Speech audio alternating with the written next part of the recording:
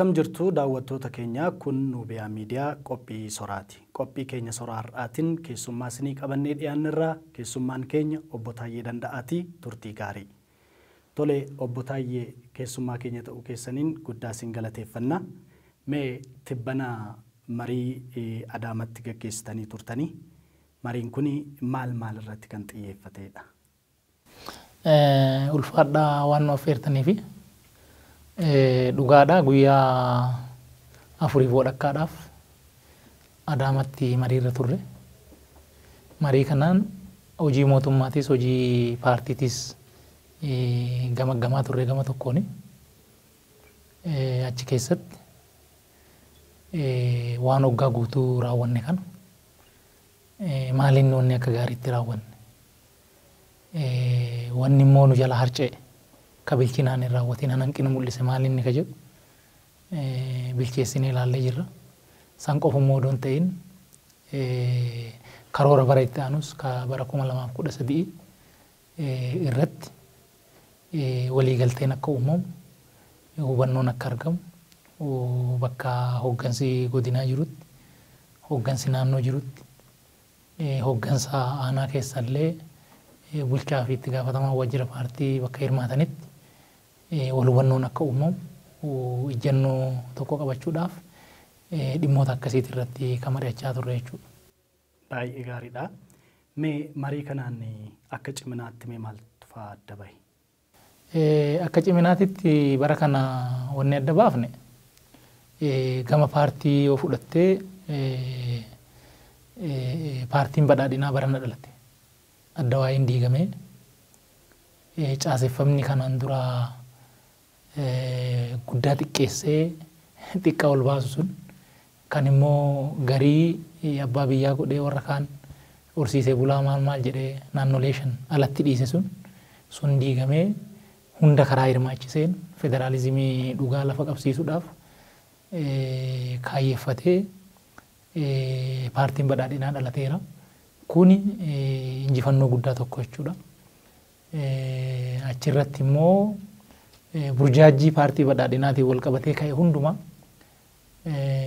qulqulleessinee paartiin keenya dimokiraasii irratti walqixxummaa sabaaf sablammii irratti federaalizimii sabdaneessaa irratti tokkummaa biyyaalessaa fi sabboonummaa sabummaa wal simsiisee jiddu galeessaan ka deemu akka ta'e badhaadhina hunda galeessa dhugoomsuuf akka deemu kana miseensota keenyas hooggansa keenyas san bira darbeesiis uummata Itoophiyaa biratti fudhachiisuu dandeenya jirra akka paartiititti kun hojii guddaadha jechuudha.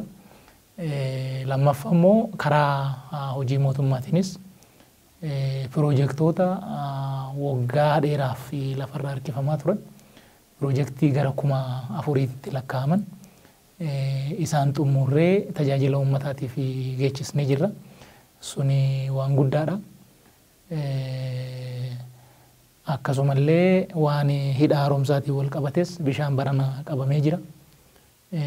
Dhibee koronaa nu mudate kanas qolachuudhaaf akka mootummaatittis akka paartiittis tarkaanfiiwwan nu fudhanne baay'ee gurguddaadha.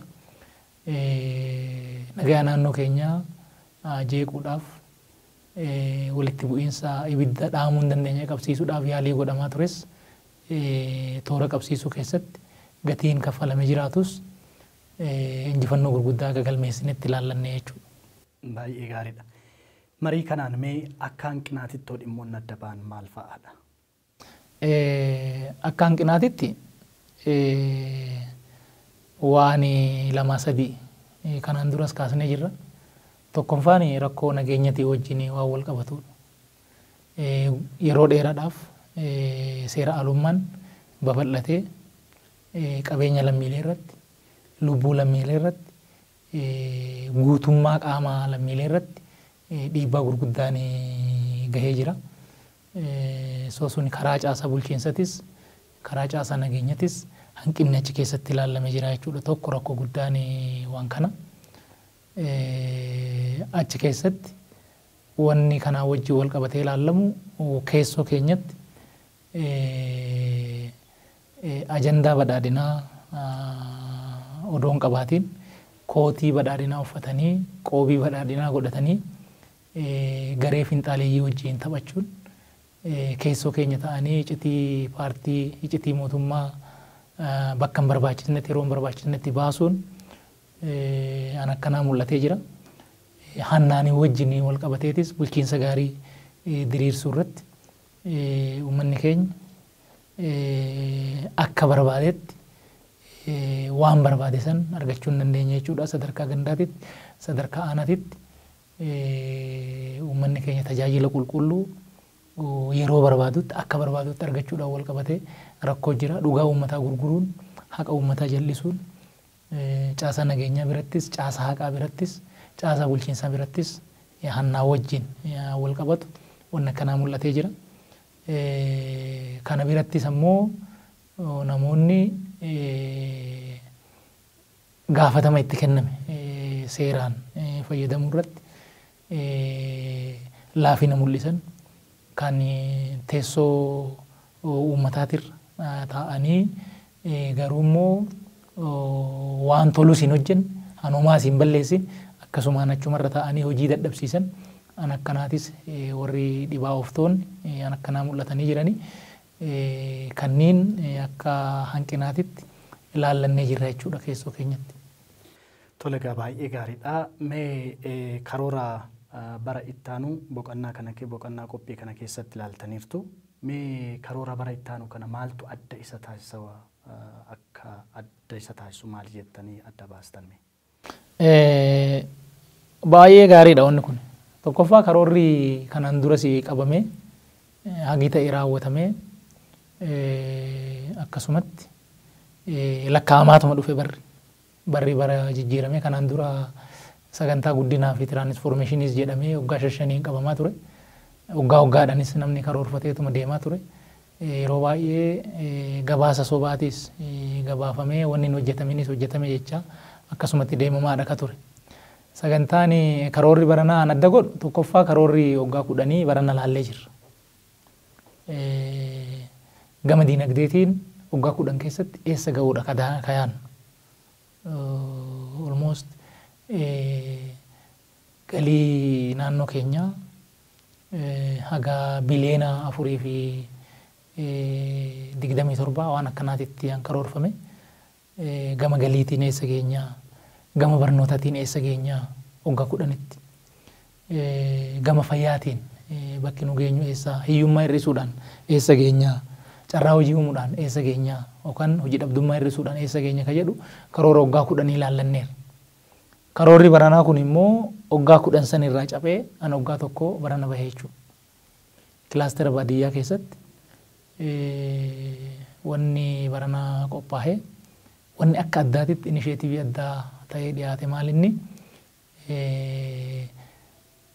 gabaa Oromiyaa Commodity Exchange sadarkaa naannootitti kanaan dura dallaaladhaan qabamee Ethiopian Commodity Exchangein ECX jedhamu sun dallaalaan xaxamee qonnaan bulaa keenya naggaadee keenya tarsiimoon hojii ala baasaa ture san isachumatti dhiifnee sadarkaa naannootitti waan qulqullina buna keenya laallatu fi oomishtoota biraatis achi keessatti madaalamee akkaataa inni gabaa addunyaatiifis gabaa biyya keessatiifis itti dhiyaachuu danda'u waan akkanaa hin qophaa'aa ka jedhu lafa taa'e dhimmoonni baay'een achi jala jira. Kilaastera baadiyyaa kallattii sanii ilaalla.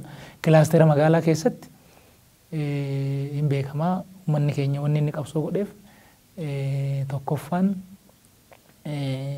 ka dimokiraasii ka bilisummaa ka walqixxummaa jennee himnu sun fayyadamummaa diinagdee biyya kanaa keessatti qixa isa madaaluun hirmaachuudha.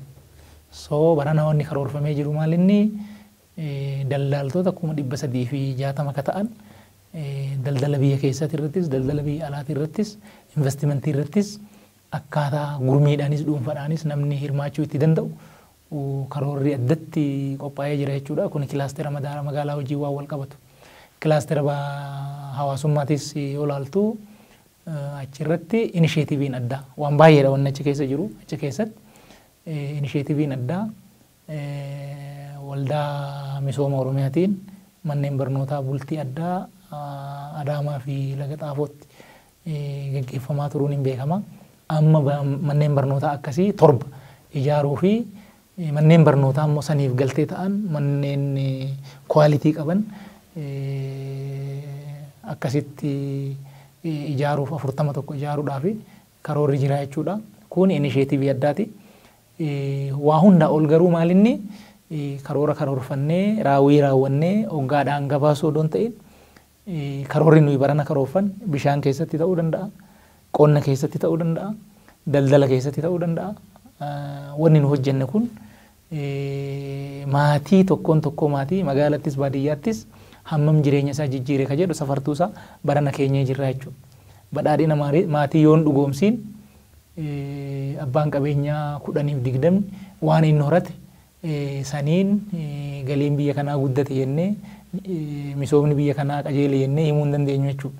Kanaaf baadiyyaa keessatti qonnaan bulaan ooruu qabu irratti muuxannoo qabuun humna maatii isaatii wajjin mootummaan deeggarsa godhee baankiinis faayinaansii baadiyyaatii wajjin wal qabate achirratti oomishanii biyya isaaniitiifis ofii isaaniitiifis sadarkaa maatiitiitti akkamitti of jijjiiru.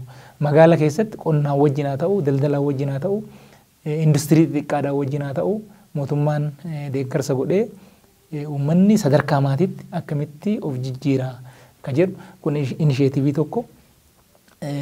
Sani olitti immoo gaafa raawwii keenya raawwan waa hunda baajeta mootummaatiin gochuu hin dandeenyu. Dargaggoota baay'eedha ka qabnu.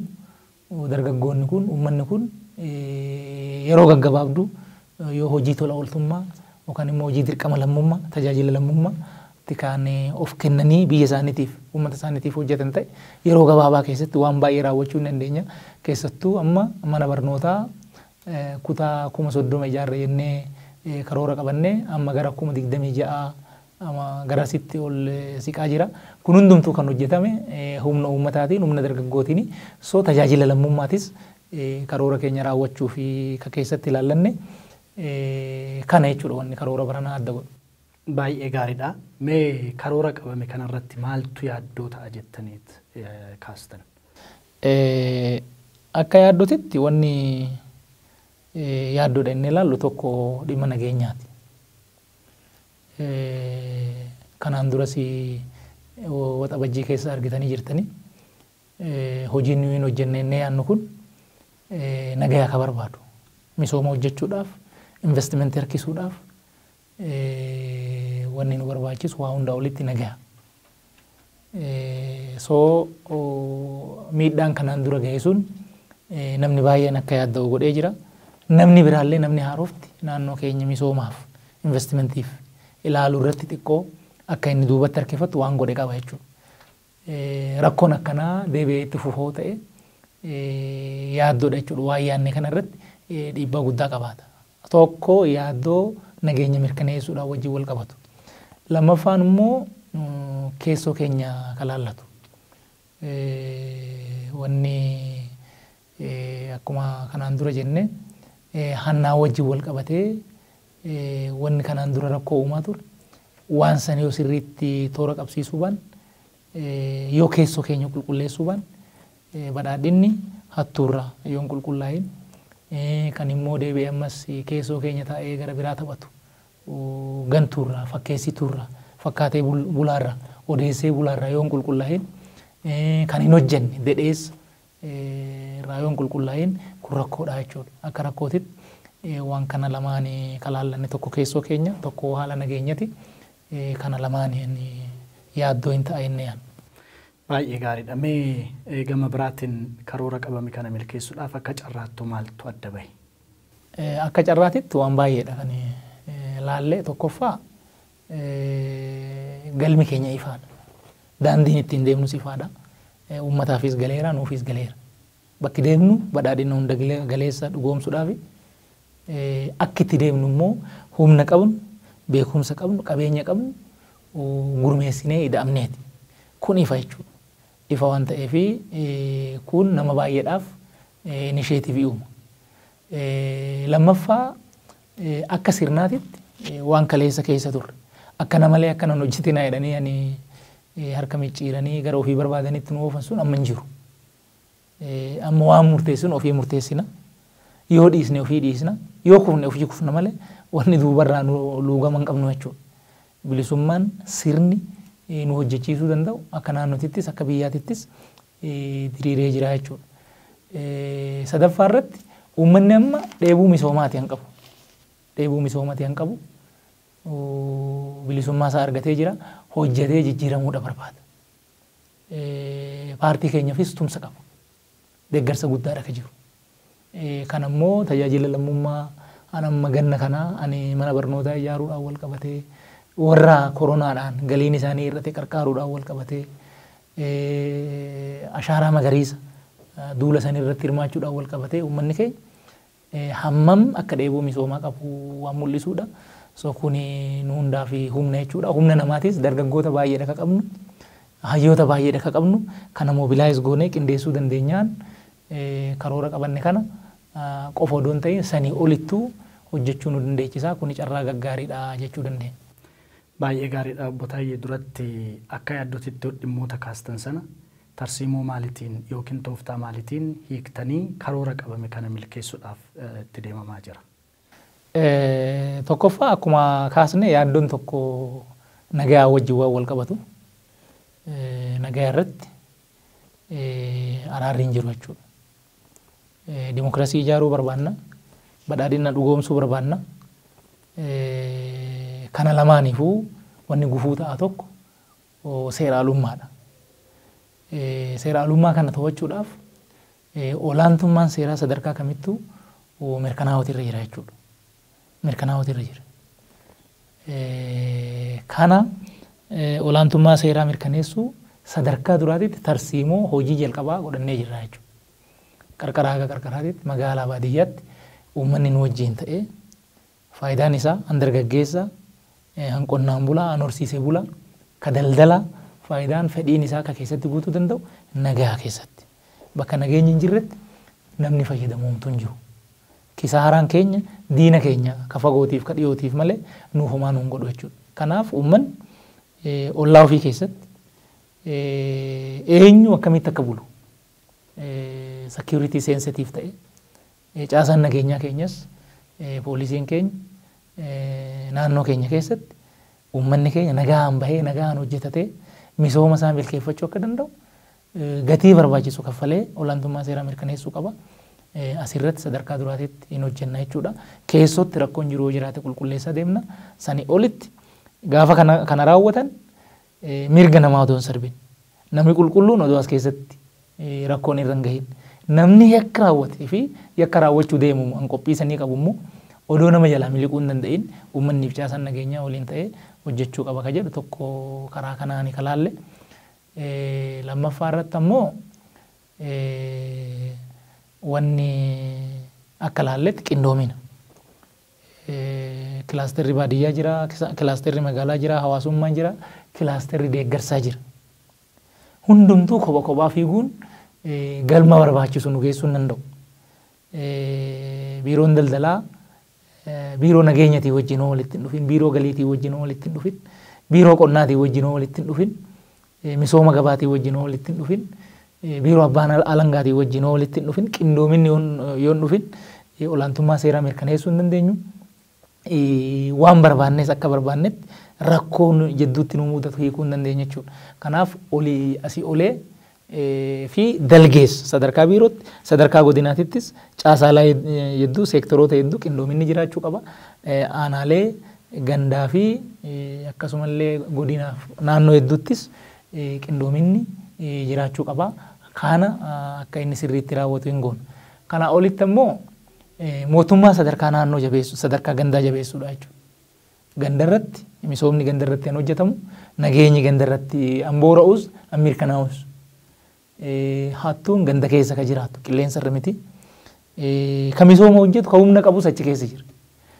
So sadarkaa gandaatitti bulchiinsa gandarra jiru bulchiinsa aanarra jiru aanatti aanee ganda ka jiru toora sanitti mootummaa bakka san jiru sirriitti jabeessinee humna itti goonee dandeettii isaa gabbifnee misooma barbaannu nagaa barbaannu badhaadhina barbaannu akka nu dhugoomsuuf bakka sanitti hojjechuudha ka barbaannu kana jechuudha. Tole obbo Taayyee marii sadarkaa hooggansa olaanootti mari'attan kana boqonnaa qophii kana sadarkaa hawaasaatti yookaan sadarkaa nama dhuunfaatti ga'uudhaan maaltu yaaddame gara fuula duraatitti namni hundumtuu karoora kana milkeessuu keessatti qooda isaa akka inni bahatu gochuudhaan wal qabate akkamittis gadi bu'a. Tokkoffaa sadarkaa naannootti amma geggeessinee jirra. Sadarkaa naannootti erga geggeessinee booda sadarkaa godinaatitti immoo seektaroonnis hojjetaanis hin mari'ataa jechuudha. Aanaa irratti gaafa gabbu'es akkasuma hooggansi aanaa irra jiru akka naannoo ofiititti akka haala qabatamaa aanaa ofiititti akka qe'ee ofiititti akka seektara ofiititti waan qabu sirriitti ilaalee potenshiyaala qabu sirriitti ilaalee hin mari'ateet irratti hubateet achitti karoora ofii akka dhuunfatittis akka gareetittis qopheeffataa jechuudha. Sanii achitti immoo ummata qooda fudhattoota waan kana raawwachuu keessatti nu qarqaaran sadarkaa gandaatittis gadi bu'amee mootummaan waggaa 10 keessa ga'uu akka deemu. Barana immoo maal akka raawwatu. Barana maal akka raawwatu qofa odoo hin ta'in akka ganda isaatitti immoo inni karoora waliigalaa kana milkeessuu keessatti qoodi isaa maal akka ta'e sadarkaadhaan hundumtuu hin mari'ataa jechuudha. Mariin sadarkaa kanaan guyyaan itti qabamee jira. Amma itti aanee godinatti mari'atama, godinatti aanee aanatti mari'atama, yeroo gabaabaa keessatti ganda hin gaha akkasitti hunda bira dhaqqaba. Hundaa olitti immoo mariin sadarkaadhaan godhamu kan godinaalee adda addaatti godhamu kan magaalota adda addaatti godhamu immoo miidiyaadhaan uummata bira akka dhaqqabu hin hojjetama jechuudha. Tole obbo Taayyee marii keenya asitti argamtaniin waliin gaggeessuu keessaniin guddisnee isin galateeffannaa. Daawwattoota keenya qophii keenya soraa guyyaa har'aa kanumaan xumurraa fayyaa ta'a.